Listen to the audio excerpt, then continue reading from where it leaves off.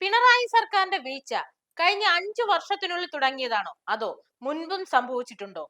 ഒന്നാം പിണറായി സർക്കാരിന്റെ അവസാന കാലത്താണ് സ്വർണ്ണക്കടത്ത് കണ്ടുപിടിക്കുന്നത്. സ്വപ്ന ഉൾപ്പെടുന്ന ഈ കേസ് അന്നത്തെ സ്പീക്കറായിരുന്ന ശ്രീ രാമകൃഷ്ണൻ, ജലീൽ, മുഖ്യമന്ത്രിയുടെ പ്രിൻസിപ്പൽ സെക്രട്ടറി ശിവശങ്കരൻ എന്നിവയുള്ളവരെ പെടുത്തി. പ്രിൻസിപ്പൽ സെക്രട്ടറി ജയിലിലേക്ക് പോയി. പിന്നെ എങ്ങനെ സർക്കാർ അടുത്ത തവണയും ഭരണത്തിൽ കയറി? കോവിഡ് എന്ന മഹാമാരി ജനങ്ങളെ പിടിച്ചുകുലുക്കിയപ്പോൾ താങ്ങായി നിന്ന സർക്കാരിനെ ജനങ്ങളും പിടിവിട്ടില്ല.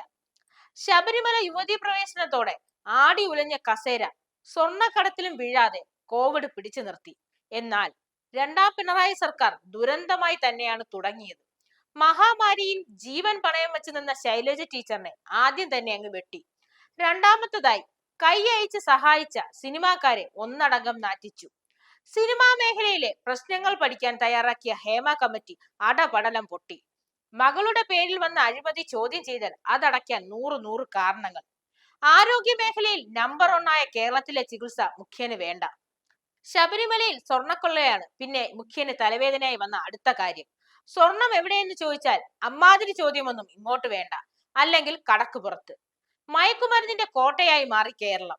നിരവധി കേസിൽ പ്രതിയായി സ്ത്രീകളെ ചൂഷണം ചെയ്ത് ജയിലിൽ വരെ പോയ റാപ്പർ വേടനെ സർക്കാർ പരിപാടിയിലും തിരഞ്ഞെടുപ്പിന്റെ പ്രചരണത്തിലും അതിഥിയായി എത്തിച്ചു.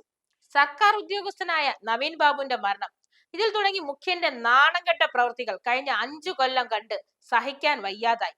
ഭരിക്കുന്നത് കേരളമാണെന്നും ഇടതുപക്ഷത്തെ ഭരണമാണെന്നും മുഖ്യന് തന്നെ ബോധ്യമില്ലാതായി. നാട്ടുകാർക്ക് പൊട്ടിപ്പൊളിഞ്ഞ റോഡും ക്ലിഫ് ഹൗസിലെ പശുത്തൊഴുത്തിന്റെ നവീകരണവും ഭക്തിയുടെ കൊടുമുടിയായ അമ്പലങ്ങളും പാവപ്പെട്ടവന്റെ ആശ്രയമായ സർക്കാർ ഹോസ്പിറ്റലും നശിപ്പിച്ച് കയ്യിൽ ഇങ്ങ് തന്നു. അങ്ങനെ ഒരു സർക്കാർ വേണ്ട എന്ന് ജനങ്ങളും അങ്ങ് വിധി എഴുതി.